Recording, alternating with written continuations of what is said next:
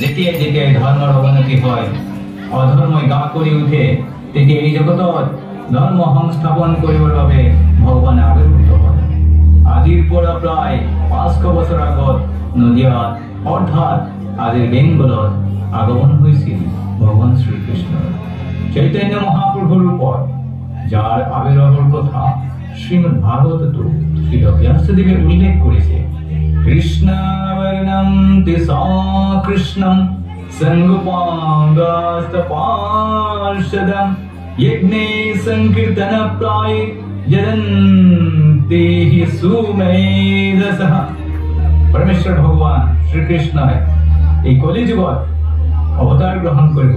পিছে তেওঁৰ শৰীৰৰ বৰ্ণ কৃষ্ণ বৰ্ণ নহয়, আগৰ বৰ্ণ হ'ব।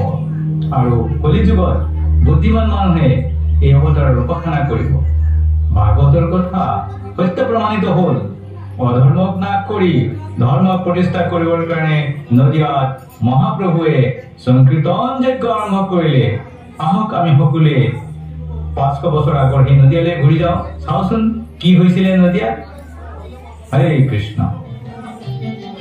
হৰি হৰায় নম কৃষ্ণ যাদৱায় নম। হৰি নম কৃষ্ণ যাদৱায় নম।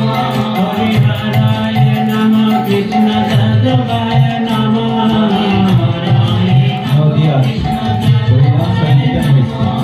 যাদৱায় মাধৱায় কেশৱায় নম।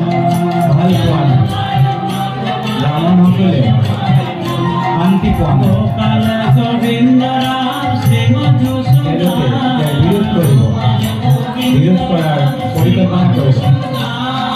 গোপাল গোবিন্দ রাম শ্রী মধুসূদন। গিরিধারী গোপীনাথ হরিহরায়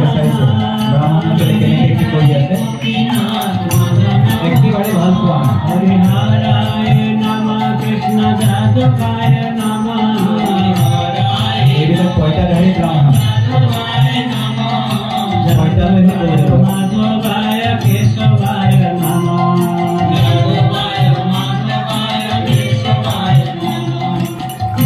ভক্তসকল মঞ্চৰ পৰা প্ৰস্থান কৰে। ব্ৰাহ্মণসকলৰ পৰিকল্পনা। কলিকালত কিহৰ বৈষ্ণৱে? এইবিলাক হ'ল পেট পোহা ভকত। ইহঁতক হাতে ধৰিয়ে বান্ধি পানীত পেলাই দিলেহে গাঁৱত শান্তি আহিব। চাইছে কি নিমাই পণ্ডিতৰ বাবে আমাৰ গাঁওখন নষ্ট হ'ল। তেওঁলোকে এতিয়া বংগৰ নবাব হুছেইন শ্বাহৰ প্ৰতিনিধি চানকাজীৰ ওচৰলৈ যাব আৰু গোচৰ তৰিব। এই আমাৰ মাজত চানকাজী। হুজুৰ, নিমায়ে আমাৰ ধৰ্ম নষ্ট কৰিলে। সি নিজেও নষ্ট হ'ল আৰু আনকো নষ্ট কৰি আছে।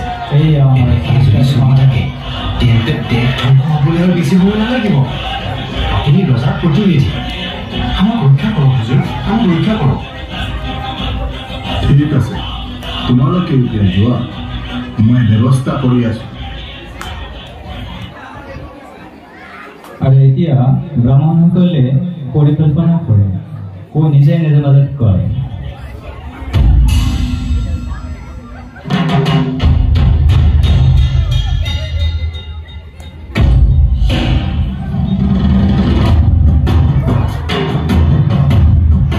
হৰিনাম মনে মনে ল'ব লাগে, বেদৰ বাক্য নামানে, সেইকাৰণে নিমায়ে শাস্তি পাব। চানকাজীয়ে নিমাই অহংকাৰ চূৰ্ণ কৰিবই। স্বাভাৱিকভাৱেই ভক্তসকলে এতিয়া নদীয়াৰ ৰাজপথত কীৰ্তন কৰি আছে। আৰু এদিন অঘটন ঘটিল। এদল কীৰ্তনীয়াৰ চানকাজী আৰু তেওঁৰ সৈনিকসকলৰ লগত মুখামুখি সংঘৰ্ষ হ'ল আৰু আৰম্ভ হ'ল অত্যাচাৰ।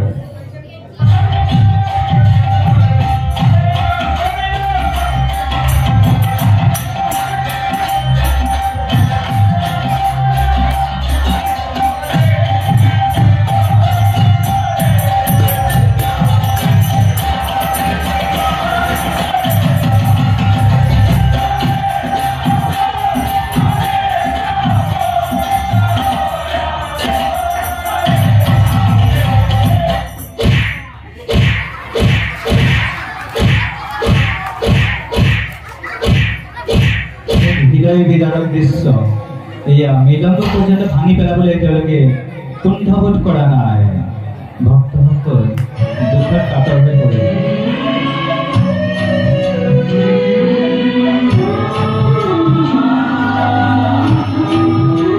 এতিয়া মহাপ্ৰভু আজিলৈ এৰি দিলো আকৌ যদি কীৰ্তন কৰা দেখা পাওঁ তেন্তে মই সুধাৰি নেৰো তহঁতৰ মই জাত কাঢ়ি ল'ম মুছলমান কৰি দিম তহঁতক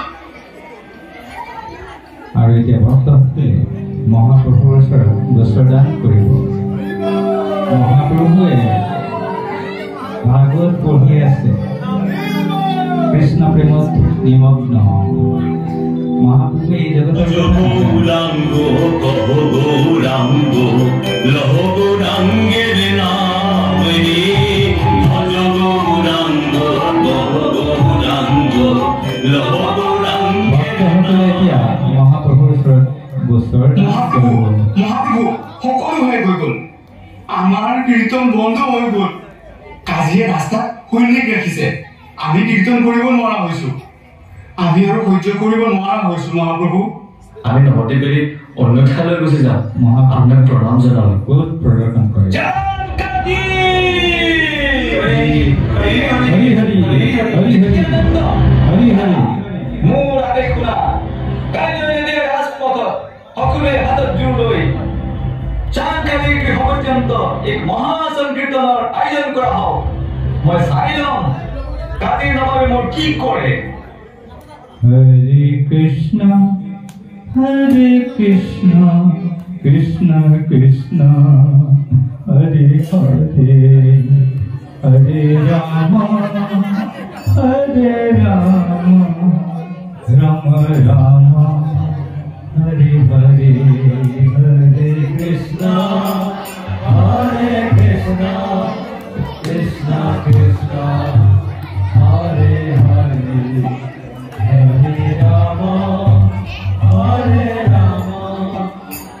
ভক্তসকল কীৰ্তন কৰি কৰি চাংকাৰী ঘৰলৈ যায় গাঁৱত কোনো নাই গতিকে গাঁৱৰ খালী গাঁও দেখি কেইজনমান চোৰে পৰিকল্পনা কৰিলে কি পৰিকল্পনা কৰিলে চাওক চোৰৰ চুৰি কৰাৰ নগৰ সংকীৰ্তনত সকলো ওলাই এতিয়া নদীয়াৰ ঘৰবিলাকত কোনো কেইজনমান চোৰে বুদ্ধি কৰিলে আমি এই সময়ৰ সদ্ব্যৱহাৰ কৰিব লাগে বোলা আমি চুৰি কৰিবলৈ যাওঁ আৰু তেওঁলোকে সততে হৰি হৰি হৰি হৰি হৰি হৰি উচ্চাৰণ কৰি তেওঁলোকে চুৰ কৰিবৰ কাৰণে যদি গৃহত প্ৰৱেশ কৰিলে কিন্তু এই হৰিনামৰ প্ৰভাৱত তেওঁলোকৰ নিজৰ পৰিৱৰ্তন হ'ল তেওঁলোকে চুৰি কাৰ্যৰে তেওঁলোকে গৈ নগৰ সংকীৰ্তনত যোগদান কৰি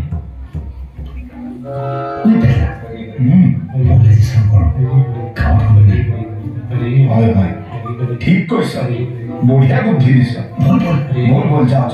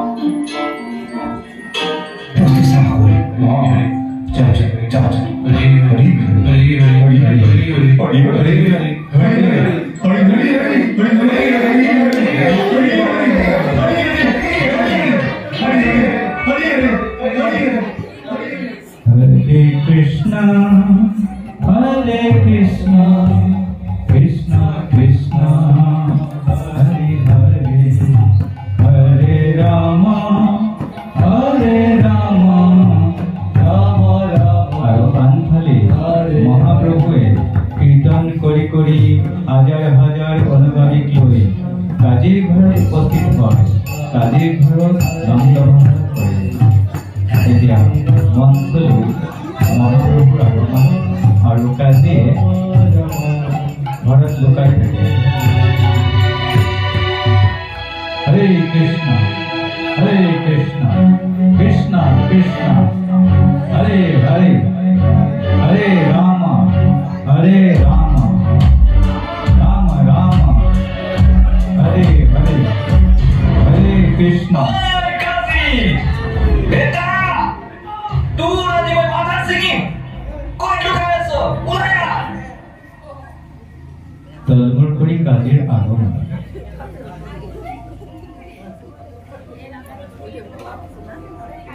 আজি মোৰ পৰম সৌভাগ্য মই তোমাৰ দৰে অতিথি পাইছো গ্ৰাম সম্পৰ্কত তোমাৰ ককা নীলাম্বৰ চক্ৰৱৰ্তী মোৰ খুৰা আৰু এনেকুৱা সম্পৰ্ক তেজৰ সম্পৰ্কতকৈও বেছি শক্তিশালী সেই হিচাপে তুমি মোৰ ভাগিনে খং কৰিলে মামায়ে সহ্য কৰে আৰু মামাৰ অপৰাধ ভাগিন কেতিয়াও নলয়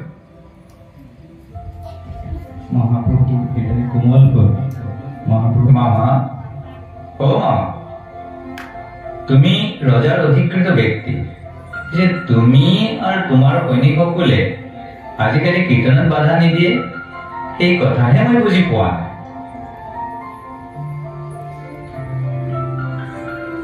সকলোৱে তোমাক গৌৰ হৰি বুলি কয় গতিকে হে নিমাই আজিৰ পৰা ময়ো তোমাক গৌৰ হৰি বুলিয়ে মাতিম আজি মই তোমাৰ আগত এক অদ্ভুত ঘটনাৰ কথা ব্যক্ত কৰিম এতিয়া সানকাজি এক বিশেষ ঘটনাৰ কথা ব্যক্ত কৰিব সেই ঘটনা চাওচোন আজি সানকাজি মহাপ্ৰভুক কি ক'বলৈ ওলাই আছে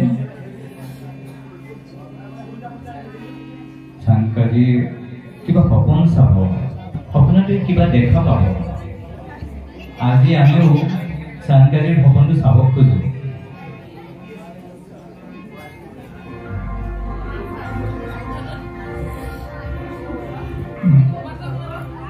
কি চাইছে যোৱাকালি ৰাতি যেতিয়া মই শুই আছিলো কিবা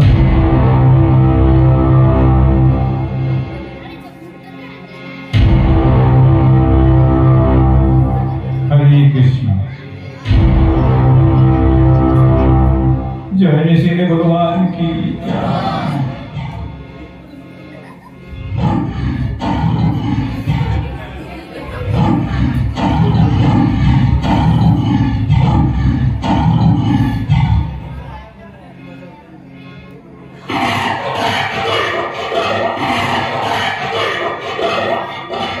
भगवान विमान সানকাজি তোৰ ইমানে সাহস মোৰ কীৰ্তন বন্ধ কৰ মৃদংগ ভাঙি দিয় আজি মই তোৰ বুকু ফালিম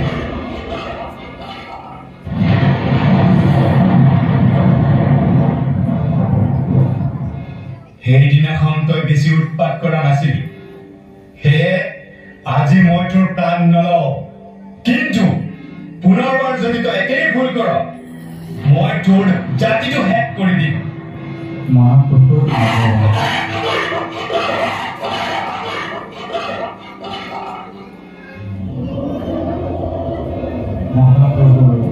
আগমন মহাপ্ৰভু সানকাজি এই ঘটনাৰ কথা বিৱৰি কৰে কি ক'লে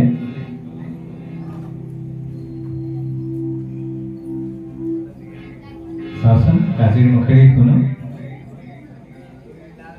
হিন্দুসকলৰ পৰম ঈশ্বৰ হৈছে নাৰায়ণ আৰু মোৰ মনে কৈছে হে গৌৰ হৰি তুমিয়ে হে নাৰায়ণ আজি মই ঘোষণা কৰিলো মোৰ বংশত আবিৰ্ভূত হোৱা কোনেও নদীয়াত এই সংকীৰ্তন আন্দোলন বাধা দিব নোৱাৰিব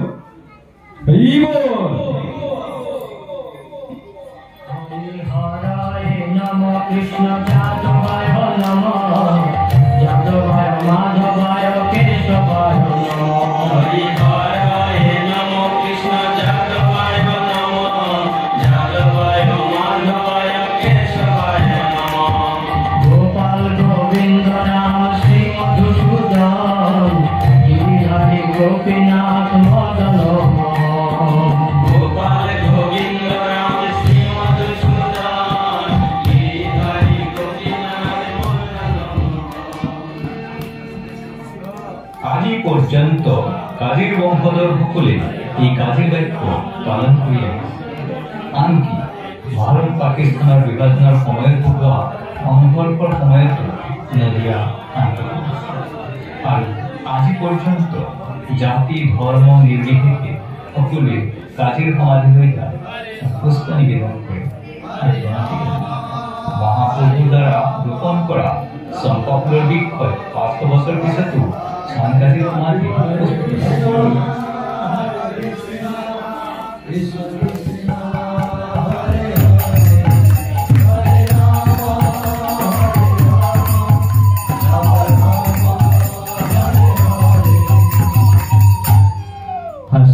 উত্তম আখ্যা লাভ করা ভাগবতত উল্লেখ করা হয়েছে সংকীর্তন করিহাই সংবা স্তূভম হেলনমেব বা বৈকুণ্ঠ নাম গ্রহণম অশেষাত হরেন বিদুহ। মানুহে যেভাবেই হোক হরি কীর্তন যেতিয়া কৰে কি বেলেগ বস্তুক ইংগিত কৰিয়েই হোক অথবা হাস্য পৰিহাসৰ মাজেৰে হোক অথবা সংগীত পৰিৱেশনৰ মাধ্যমেৰে হোক অথবা অৱহেলা কৰি ভগৱানৰ নাম যেভাৱে নলওক কিয় এবাৰ ভগৱানৰ নাম ল'লে সকলো পাপৰ পৰা ব্যক্তি শুদ্ধ হৈ পৰে। তাৰ এই জ্বলন্ত উদাহৰণ চান্দ কাজী। হৰি নামৰ প্ৰভাৱত কাজীও মহাপ্ৰভুৰ এজন অন্যতম অনুগামী হৈ পৰিল। আজিৰ পৰা 500 বছৰ আগতে নদিয়াত মহাপ্ৰভুৱে যি বৃক্ষ ৰোপণ কৰিলে এই বৃক্ষই আজি এক মহাবৃক্ষলৈ ৰূপান্তৰিত হ'ল। মহাপ্ৰভু কৈছিল পৃথিৱীতে আছে যত নগৰাদি গ্ৰাম সৰ্বত্ৰ প্ৰচাৰ হইবে মোৰ নাম। মহাপ্ৰভু ৰূপ দি আখৰে আখৰে ভাষা প্ৰমাণিত হ'ল। আজি পৃথিৱীৰ সৰ্বত্ৰ গাঁৱে ভূঞে নগৰে চহৰে সকলোতে এই হৰে কৃষ্ণ আন্দোলন বনজুইৰ দৰে ব্যাপি পৰিছে। জাতি ধৰ্ম বৰ্ণ নিৰ্বিশেষে সকলোৱে এই আন্দোলনত অংশগ্ৰহণ কৰিছে। মহাপ্ৰভুৰ বাণী কোনে সাৰ্থক কৰিব এই কথাও 500 বছৰ আগতে ভৱিষ্যৎবাণী কৰা হৈছিল। এবি নাম সংকীৰ্তন তীক্ষ্ণ খড়গলয়া অন্তৰ সুৰজীবেৰ ফেরিবে কাটিয়া। যদি পাপী ছাড়ি দেশ দূর দেশে যায় মোর সেনাপতি ভক্ত যাইবে তথায়। ইয়াত উল্লেখ করা এই সেনাপতি ভক্তজনী হল আধুনিক যুগৰ আধ্যাত্মিক দূত ইস্কনেৰ প্ৰতিষ্ঠাপক আচাৰ্য কৃষ্ণ কৃপা মূৰ্তি